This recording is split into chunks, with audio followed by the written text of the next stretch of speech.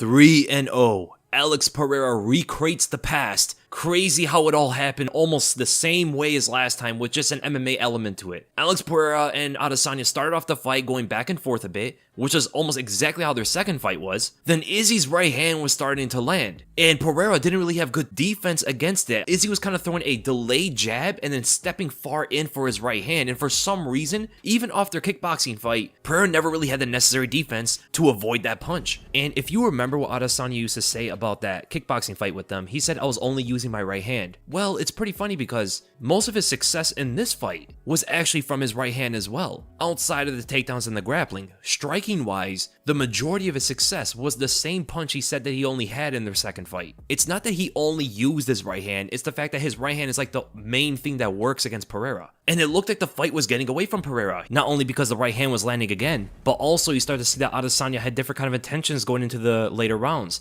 He stopped actually throwing these power punches as much, and he started to get more into his safe approach of riding out the rounds and getting to a decision. He knew he was on top after the third round, and in the fourth and fifth, you definitely saw that side of him, just like he was for his entire championship reign, doing enough to win the rounds and get this to a comfortable decision. But he did it differently than when he did against the other fighters. With the other fighters, he was able to stick from a distance and use jabs and leg kicks and just move away from them in order to win those fights. With Pereira, it was different, and it's pretty ironic actually, because a lot of people were going into this thinking that Adesanya's grappling was going to be the main difference of the fight, and it was. It definitely showed in the third round when he got on top of Pereira after capitalizing on that overstepping that Pereira was trying to do, where it looked like he tried to trip Adesanya out. Adesanya used that to reverse it into a slam, tripping out Pereira backwards and getting on top of him, using a lot of wrist control to hold the position against a much bigger man. Very intelligent work from Adesanya, a guy who's never got a takedown in his entire UFC career. But it's interesting because part of the quote-unquote grappling actually costed him the fight. It was in the clinch though, not on the ground. If you notice what Adesanya's defense was in this fight, it was very different than what he was doing against Whitaker and Vettori and Kelvin Gastelum and these other guys that he fought previously in MMA. All of his defense were around the clinch, every single bit of it.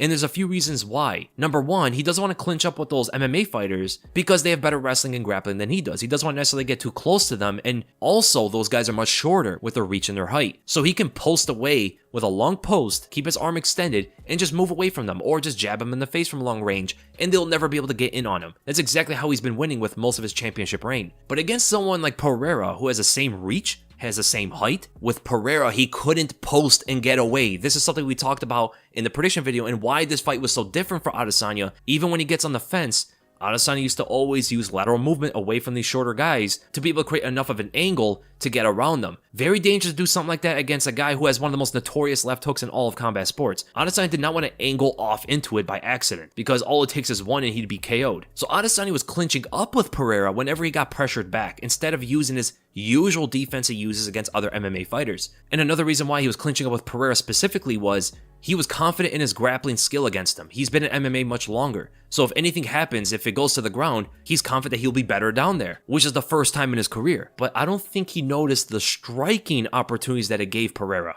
In the fifth round specifically, Alex Pereira started to throw right straights. I don't know if you noticed that. Like, for the other rounds, he was throwing a lot of left jabs and left hooks, not a lot of right straights. In the fifth round, he started to use it. He knew what Adesanya was going for at that round. He knew that the way to get out of this pressure is I have to clinch up with him. I have to reach forward, neutralize the action, bring him in, and also use my clinch advantage to reverse the position on him. Well, when you keep reaching forward like that, you're opening up the center. He knew once I get Adesanya's back to the fence and I establish a jab and put the pressure on him, he's gonna want to clinch up with me. What does clinching do? It opens up the center. And Alex Pereira was shooting down that center, that opening, with his right straight. And if you look back at their second kickboxing fight, this is actually a similar kind of thing that was happening there. Adesanya would be up against the ropes, and because his opponent is just as long and just as tall as he is, also possessing that dangerous left hook, he was forced to constantly clinch up with him, and Pereira even back then was throwing left hooks in response, and they weren't working. So Pereira actually made the adjustment in MMA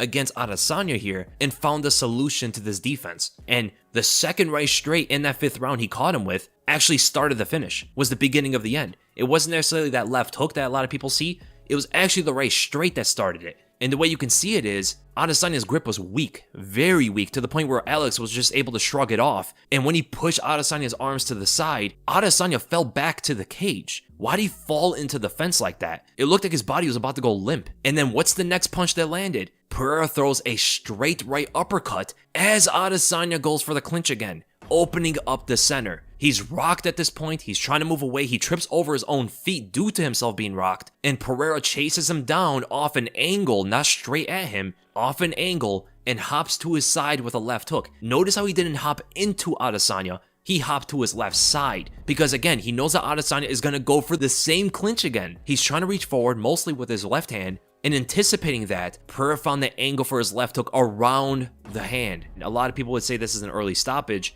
but all Adesanya was doing in this moment was trying to keep clinching up. Pereira had the solution to it, and there was nothing Adesanya was doing. This was definitely not going to end well for him at all. Just look at the defense, look at what Adesanya is doing to try to get away from these punches. His hands are never up, number one. Number two, he keeps going for the clinch again, cracked for it, and then he starts moving his head with his hands down. He's gonna get hit again. I think the ref did a great job of stopping this fight and not allowing Adesanya to get knocked out cold, because that's what it was looking like. I think Mark Goddard did a good job. Alex Pereira looked good for the first and second rounds, so it's 1-1 going into the third. Very impressive to see that Pereira actually went in for a takedown, but it looked like his muscle, his size was a bit too overpowering, and Adesanya couldn't defend the whole stride backwards. He was trying to get away, but the strength and the size was a bit too much and carried him to the ground. Very similar to the way Jan Blachowicz was actually getting him down. Then the third round comes, and this is where it seemed like it was the beginning of the end for Alex Pereira, because Israel Adesanya capitalized on Pereira overstepping. It looked like he wanted to trip Izzy, but Izzy slammed him in reverse. He used that same momentum with the body lock and tripped out Pereira backwards, slamming him into the mat. And from there, it looked like Adesanya definitely had the superior Brazilian Jiu-Jitsu. Of course, though, he's been training in MMA for a very long time, so he's definitely gonna have these grappling skills over someone like Pereira, who hasn't been doing this for that long. Pereira only has 8 professional fights in MMA, and he's only been in the UFC for 4 fights, and now he's the champion, which is crazy to think about. But it looked like after that third round, that Pereira was tired.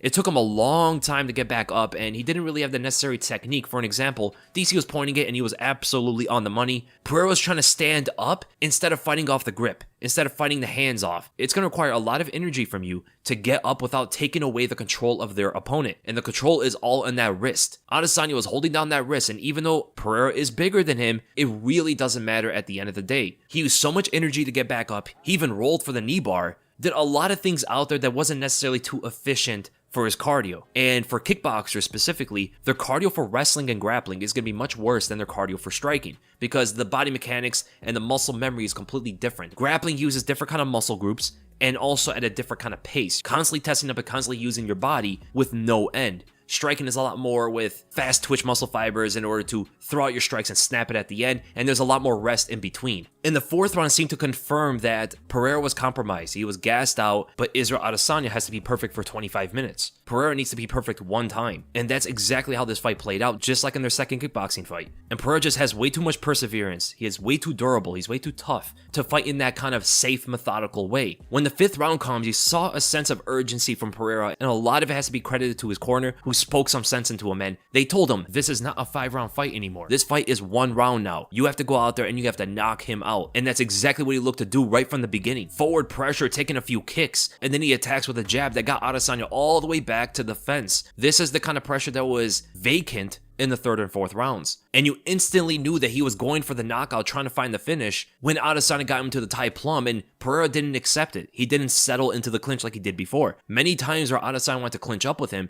Pereira actually accepted it, and he stayed in the clinch. This time, he actually tried to pull his head out and rip body shots. Different kind of intentions now from Alex Pereira. And what were Adesanya's reactions to all of the aggression? Clinch up and hold him off. He didn't really attempt to strike back with anything too meaningful in that fifth round. It looked like he tried to continue that game plan of stalling the rounds out a bit and only find moments where he can attack instead of actually fight back with a similar kind of intentions that Pereira was coming at him with. And everything seemed to have gone downhill for Adesanya when he got his kick checked. Pereira checked the leg kick that seemed to have hurt Adesanya a bit, causing him to trip over himself. And this was very important for Pereira, as he kept the pressure after this the entire round until the finish. He never let up. He never allowed Adesanya to get away from this pressure. And that's what set up the finish of the fight. And now Alex Pereira is officially 3-0 against Adesanya. And Alex Pereira not only becomes the UFC champion, this is much more than that. He is potentially one of the greatest combat sports athletes of all time. He's a 2-division glory kickboxing champion, light heavyweight and middleweight, and now he's the UFC champion, and he did it in 4 UFC fights,